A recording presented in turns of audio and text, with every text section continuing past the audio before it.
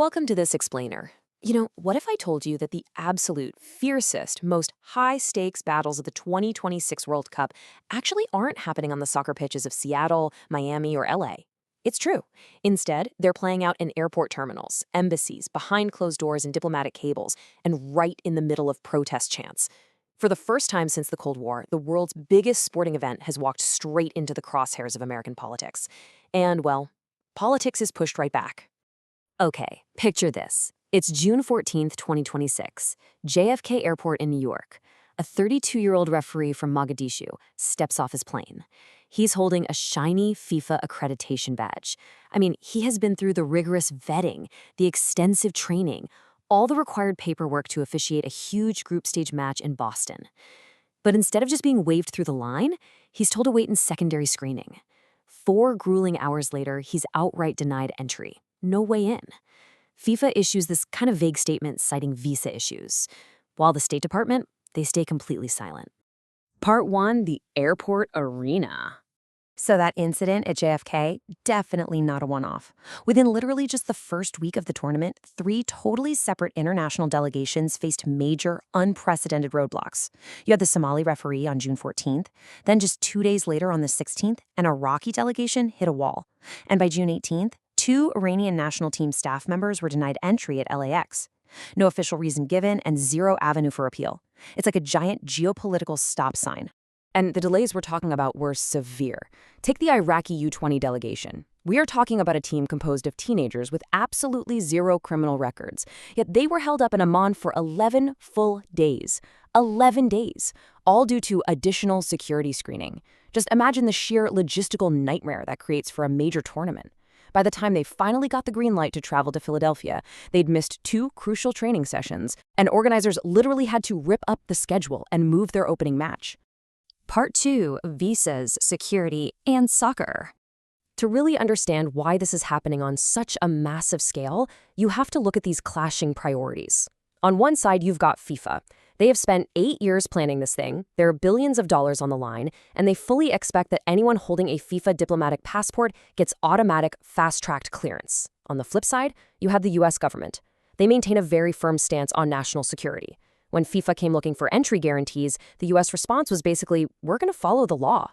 This friction is actually the byproduct of a visa system that's been constantly evolving for decades. Right after 9/11, the US created the ESTA system to tighten security. Then came 2017, with a travel ban targeting specific Muslim-majority countries, which eventually got revised and upheld by the Supreme Court. Fast forward to 2025, and those security policies expanded even further. So you end up with this incredibly frustrating gray area.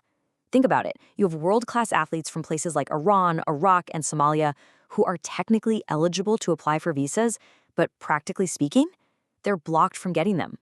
Part 3, protesting the national team. But hey, the tension isn't just stuck at passport control. Oh no, it's spilling right out into the streets outside the stadiums, bringing a totally different kind of political heat.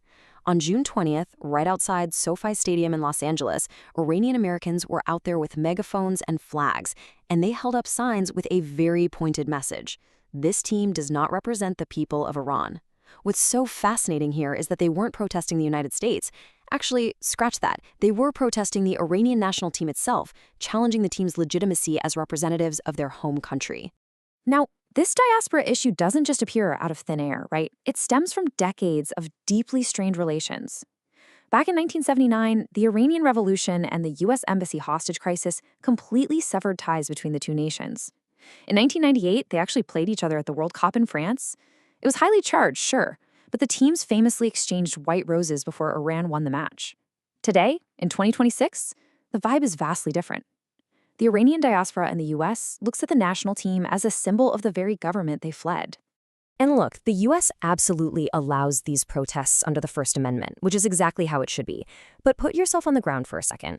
This forces 22-year-old players, kids really, who have trained their whole lives for this one moment, to walk through intense political harassment just as they step off the team bus. It is a complete security nightmare for FIFA.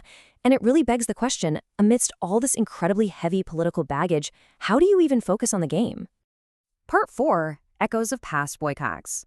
So these border frictions and stadium protests have now triggered a massive international snowball effect.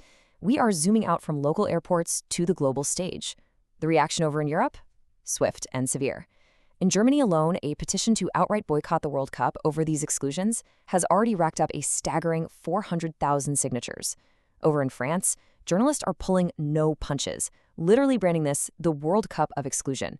In Spain, fans are just throwing watch parties at home, explicitly refusing to travel to the States. And wow, the historical irony here is just glaring. Let's rewind to 1980. The U.S. led this massive boycott of the Moscow Olympics to protest the Soviet invasion of Afghanistan. The American message then was crystal clear. We will not legitimize your government with our athletic presence.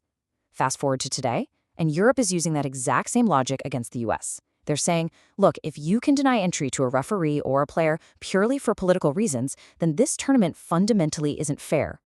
But let's be real. This isn't purely about fair play on the pitch. It's about international leverage. European leaders are essentially using the World Cup as a giant billboard to air their broader diplomatic grievances. In May of 2026, the U.S. slapped new tariffs on European goods.